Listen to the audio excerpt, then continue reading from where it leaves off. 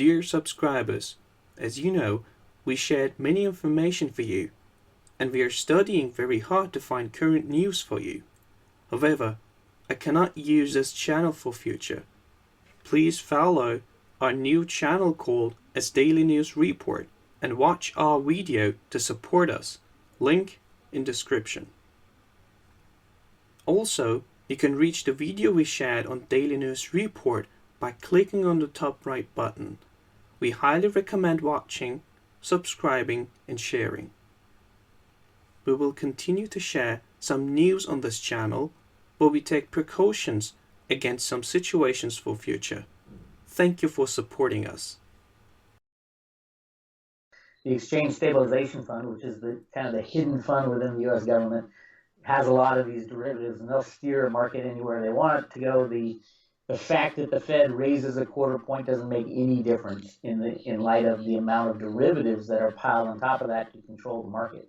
So yeah, as the system implodes, you're going to see the destruction of the derivative market, and that was the big scare when AIG had lost 300 billion. The entire derivative market, we're talking hundreds of trillions of dollars that will be destroyed, and no bank, not a savings and loan, not a 401k, not a mutual fund is going to survive that, because they're all interconnected and they're all leveraged to some degree. Leverage meaning that they lend out more money than they have as tier one capital, as their base capital. An average bank in the U.S. is about 10 to 1. So for every dollar they have as tier one capital, they can create $9 in extra money that they can lend out. That's how money's created in our system these days. So as that, which is great going up, as asset prices rise, the banks make a lot of money. As asset prices fall, the banks lose 10 times the amount of money. So that's why you have crashes like what almost happened in 2008.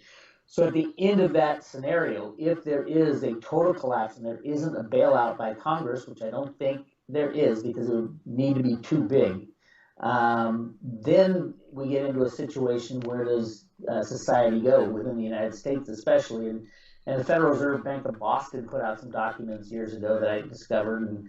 And what they're saying, after my analysis, what they're saying is we're going to reallocate money to our citizens only, and we're going to do that according to Social Security balances. So those who have bought into the system, the older people in the economy who have bought into the system for a longer amount of time will get more, but everybody will get a share. Some people don't pay into Social Security, so there'll be a mechanism to reallocate money that way. But the money, the electronic money that you see in your bank account statement and your 401k statement, all that will be wiped away with this derivative crash. As an investment, land could be a good investment. The problem is the system has to keep going, and most people don't know how to farm very well. They, unless you understand how to run a farm and how to do all that, it's very difficult. Yes. I suggest that everybody do a little prepper work and start a little garden.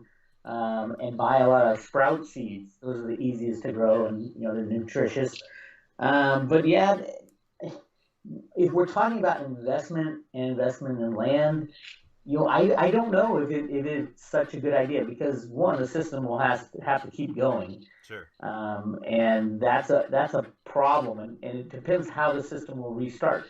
Most likely, I know the Federal Reserve and the U.S. Treasury are ready for this transition. They've been planning on it for over 40 years. They've actually been planning on it since 1913, when the Federal Reserve Act was initially started. And I have a little different take than most people in that I think it was necessary to do because they had found this gigantic gold mine within the Grand Canyon. And it was announced on the front page of the New York Times that this amount of gold they're pulling out of the Grand Canyon would literally destroy the world's monetary system. So they said, okay, all the bankers got together, all the rich, and said, this will completely upend society and our fortunes. So we need to do something. And that's when the Federal Reserve note was created, and they've been playing that game ever since. And now we're nearing the end of that. On the flip side, the biggest suppressed asset in the world is silver. And it had to be silver because there aren't these secret mines of silver. They actually had to shut down the largest plutonium manufacturing plant that the U.S. used in the making of the first atom bomb. And that was holding, they needed these gigantic magnets back in the 1940s called calutrons. And what they did was they borrowed, it was close to 500,000,000 ounces of silver from the U.S. Treasury, and they didn't tell anybody about it. But because silver, and they continued to make the components of the atom bomb all the way up until the 90s when it was finally shut down because they needed the silver out of the calutrons, which is really interesting. And if you look at the export data from the United States and silver from the USGS, the U.S. Geological Society, to see that over, I think it was 93, 94, and 95, there were massive jumps in the amount of silver, physical silver, that was exported out of the United States. So for some reason, and I think it was the lack of availability of physical silver, the United States had to shut down one of the most important military facilities that they had just to get the silver into the markets because it was running so low. So yeah, if you're looking for an investment, if you're trying to compare gold versus silver, just think about there's a lot of other hidden gold mines too, because gold is a very important monetary metal. So when a country finds gold, they'll hide it in the ground like the U.S. does all over the place. You can't go into the Grand Canyon in this area anymore. It's blocked off by the military, and you're not allowed to go in there.